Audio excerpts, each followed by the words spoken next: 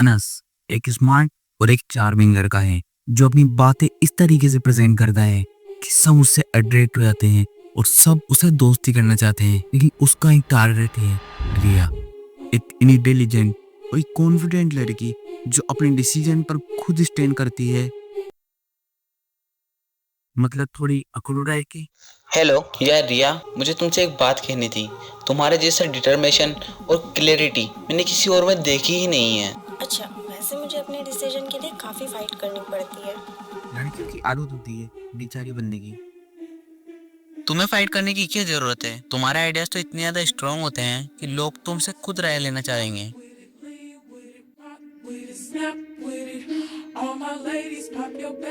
Whisper influence का मतलब होता है कि आप उन बातों के जरिए किसी को भी इस तरीके से इन्फ्लुएंस करते हो कि उन्हें ऐसा लगता है कि वो अपने डिसीजन पर खुद ले रहे हैं, लेकिन असलियत में आपके हिसाब से सारी चीजें चलने लगती है। ये टेक्निक इतनी सख्त होती है कि सामने वाला समझ नहीं पाता उसका माइंड किस तरीके से कंट्रोल हो रहा है और वो आपके ट्रैप में फंसते जाता है।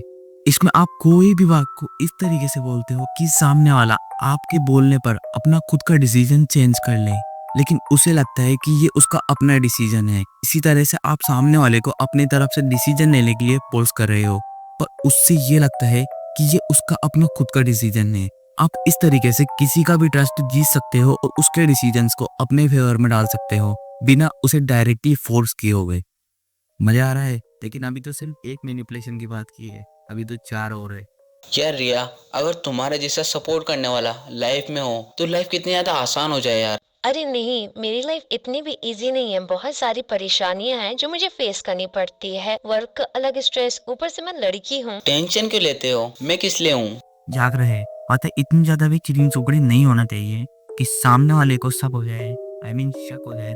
टेंशन मत लो, तुम्हारे प्रॉब्लम का सोल्यूशन मैं ढूंढ सकता हूँ। थैंक्स अनस, तुम कितने काइंड हो। यार तुम तो मेरी सोलमेट हो, और अगर तुम खुश हो तो मुझे और क्या चाहिए।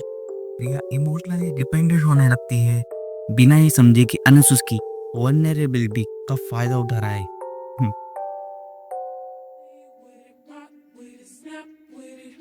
वेलवेट हुक एक ऐसी टेक्निक है जिसमें आप किसी के इमोशन को समझकर उन्हें अपने कंट्रोल में ले सकते हो बिना उन्हें डायरेक्टली फोर्स किए, जिसमें आप अपने एक्शन और बातों के जरिए किसी को भी अपनी तरफ अट्रैक्ट कर सकते हो और उन्हें इमोशनली अपने ऊपर डिपेंडेंट बना सकते हो। मान लीजिए आप किसी को भी इमोशनली सपोर्ट दे रहे हो, जब वो वीक फील कर रहा है तो आप उन्हें ये बताते हो कि आप हमेशा उनके साथ है और उनकी प्रॉब्लम को समझ रहे हो, जैसे तुम जब भी चाहो मैं तुम्हारे साथ खड़ा हूँ। इस तरीके से वो सामने वाला पर्सन आप पर इमोशनली डिपेंडेंट हो जाता है और आपका इन्फ्लुएंस बढ़ता जाता है।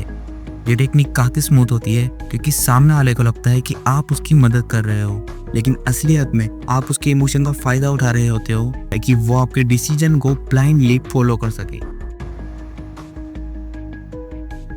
मुझे लगता है मुझे अपने नए प्रोजेक्ट पे फोकस करना चाहिए। बिल्कुल करो, लेकिन एक सजेशन दूं, तुमने ये काम ग्रुप के साथ किया तो तुम्हारा इम्पैक्ट डबल हो जाएगा और मैं भी मदद करूंगा। ये बस मेरा एक सजेशन है।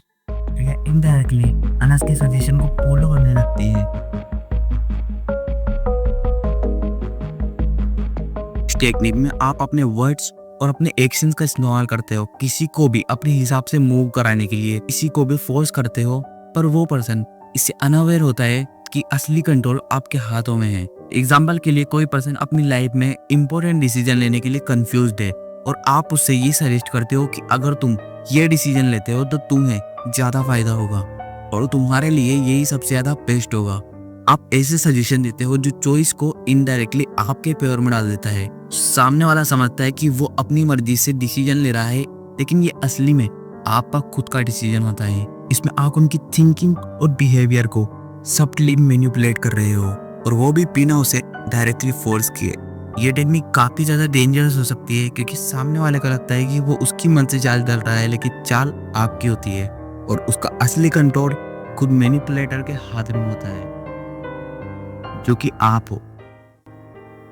अनस, मुझे लगता है मुझे अपने प्रोजेक्ट को इस तरीके से करना चाहिए। बिल्कुल रिया, तुम्हारा विजन काफी क्लियर है। वैसे एक आइडिया है, अगर तुम इस प्रोजेक्ट को दूसरी तरीके से करोगी तो तुम्हारा टाइम कम वेस्ट होगा। लेकिन तुम्हारा तरीका भी ठीक है, बट मेरे वाली तरीके से तुम टाइम बचा सकोगी और अपना दूसरा काम भी कर सकोगी। तुम्हारे दिमाग में भी चल रहा हो कि इन छोटी छोटी चीजों को बदल के मैं क्या ही कर लूंगा।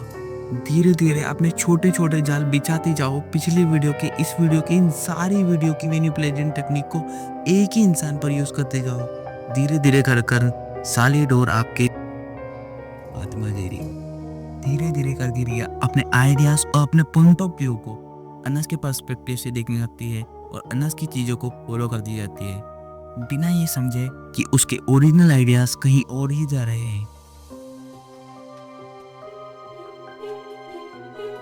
पीकॉक, मैरिज और ग्लास इल्यूजन, दोनों मैनिपुलेशन, ये दोनों अलग अलग मैनिपुलेशन टेक्निक है जो आप किसी को अपने हिसाब से कंट्रोल करने के लिए यूज करते हो, और वो भी बिना उन्हें पता चलने दिए। लेट्स सपोज अगर कोई अपने लाइफ में डिसीजन को लेकर कंफ्यूज्ड है तो आप अपनी राय को सामने वाले के सामने बार बार रिपीट करते जाएंगे, जिससे उन्हें लगता है कि वो खुद अपना डिसीजन ले रहे हैं, लेकिन असलियत में उन्हें सबली गाइड कर रहे होते हो वो भी आप। इन दोनों टेक्निक में किसी को भी मैनिपुलेट करने के लिए आप उनके माइंड को कंफ्यूज करते हो, और वो भी बिना उन्हें रियलाइज कराए। चलो मान लिया तुमने मैनिपुलेशन टेक्निक सीख भी ली, क्या तुम्हारे पास रिया है?